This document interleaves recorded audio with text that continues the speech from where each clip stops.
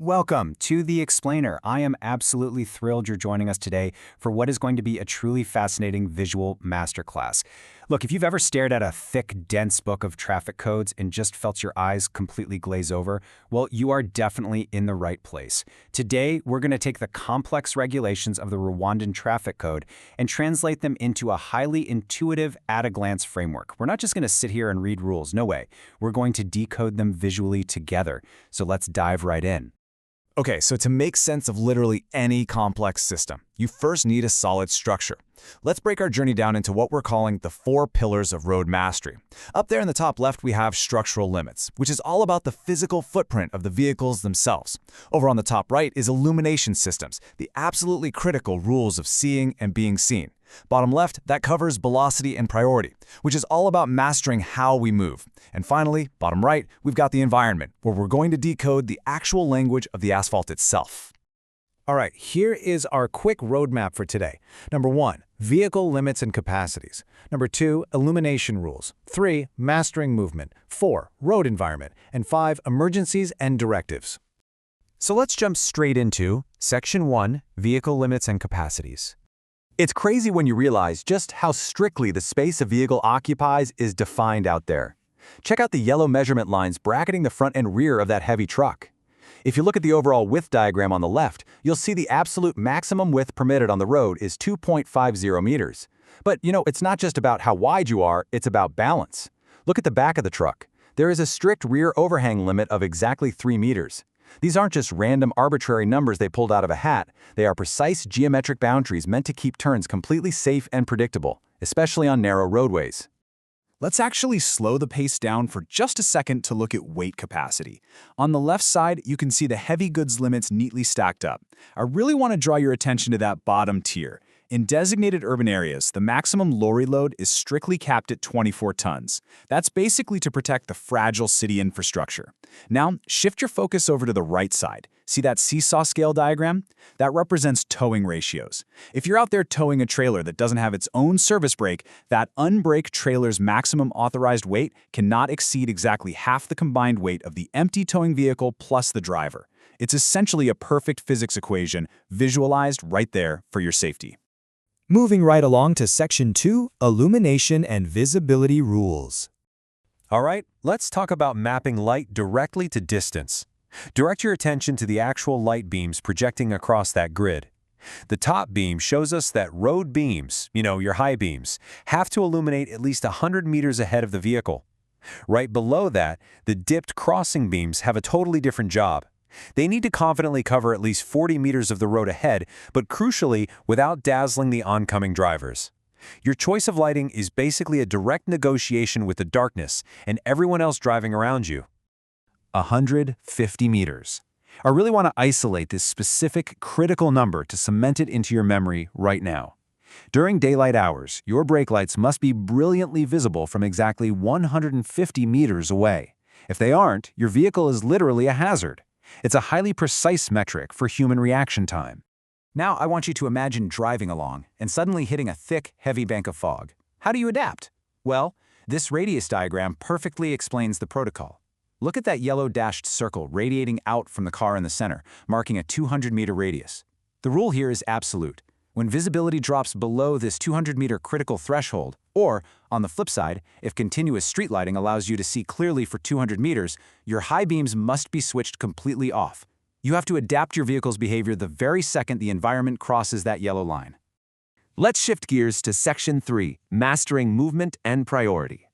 Check out these glowing dials for a rapid-fire breakdown of legal velocity. Second dial from the left, mopeds outside urban areas are restricted to a max of 40 to 50 kilometers per hour. Moving to the center dial, your standard passenger vehicles and public transport are capped at 60 kilometers per hour. But hey, look down at the bottom at that acoustic warning note. This is pretty fascinating. Any vehicle capable of exceeding 50 kilometers per hour actually must be equipped with a horn that is audible from at least 100 meters away. Basically, speed requires a loud voice to warn others you're coming. So, before we look at the next diagram, I've got a quick question for you. When is it actually legal to overtake on the right? It's a massive misconception among drivers that it is strictly forbidden under any and all circumstances. So let's prime our brains for the actual blueprint here.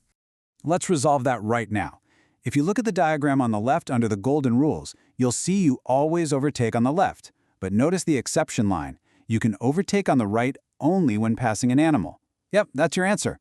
Now pivot your eyes over to the right side of the diagram, to the red forbidden zones. The visual here is pretty stark. You see the red X over the car attempting to pass near a pedestrian crossing. The blueprint strictly prohibits overtaking when approaching those crossings, or near bridges where the roadway physically narrows. It is all about preserving predictability in those high-risk zones. Intersections can be a chaotic mess, right? So before we look at the map for this, I want to give you a 3-step mental scaffolding to rely on. Step 1, luminous signals. Step 2, priority signs. And step 3, the right-hand rule. Just keep this hierarchy firmly in your head so you can easily digest the logic tree we're about to look at. All right, let's find some absolute intersection clarity. Follow the yellow arrows with me through this logic flowchart. We start way at the top. Are traffic lights present? If yes, you follow the arrow down to obey luminous signals. Basically, traffic lights trump everything else. But follow the arrow to the right if the lights are off. Now you're looking for priority signs, because signs trump the default rules. And what if there are no signs and no lights? Well, follow the final arrow down to the bottom right. That's where the default rule kicks in. You simply yield to vehicles approaching from your right. Honestly, this single visual eliminates all the guesswork you'd ever face at a four-way stop. Next up is Section 4, Decoding the Road Environment. You know, stopping your car isn't just about hitting the brakes. It's heavily about spatial strictness. Analyze this overhead diagram with me for a second. The big red X's show exactly where your car disrupts the flow.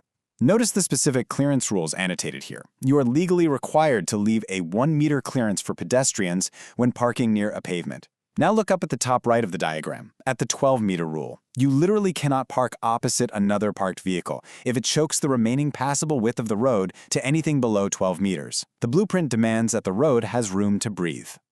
So the really crucial point here is that the road actually speaks to you in two distinct ways, through the ground itself and through signs. On the left, we're comparing the ground rules. Look at that middle panel, the broken yellow line. When that's painted on a curb or shoulder, it means stopping and parking are completely 100% prohibited. Now compare that to the sign shapes over on the right. Notice that bold red triangle at the top left. In the whole semiotics of driving, a red triangle always signals danger, and it's specifically positioned 150 to 200 meters ahead of a hazard outside urban areas, just to give you enough time to physically react. And finally, we've reached Section 5, Emergencies and Core Directives. When things go wrong out on the road, this right here is your blueprint. Walk through this 3-step breakdown diagram with me. Step 1 is immobilization and deploying that warning triangle. Simple enough. But look at steps 2 and 3, which cover the actual towing mechanics. Notice that towing speeds must never, ever exceed 20 kilometers per hour. And check out the distance marker at the bottom. If the fastening chain or cable between the cars exceeds 3 meters, it absolutely must be distinctly illuminated if vehicle lighting is required. It's all to ensure a broken-down vehicle doesn't inadvertently create a secondary accident. Now we have to remember the road isn't just for cars. We have to manage exceptional road users too. And yes, even livestock have strict rules out there. Look at the bottom diagram. If you are herding cattle at night, there are very strict lighting protocols. The herd literally must be flanked by lights. But look up at the top graphic showing the convoy protocol. A convoy of military or civilian vehicles cannot just stretch on forever down the highway. It is strictly capped at a maximum of 500 meters in length, and it must be fractured into 50-meter groups with clear gaps between them. It basically prevents the road from being entirely blockaded by one group.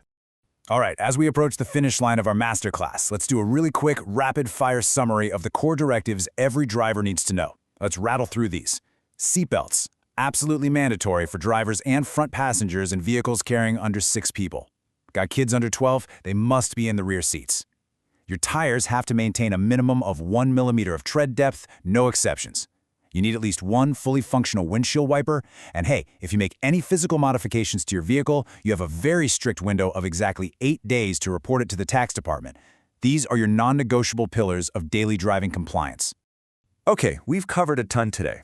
The width of trucks, the geometry of headlights, intersection logic, emergency tow chains, the whole shebang. Which leaves me with one final, kind of provocative thought for you.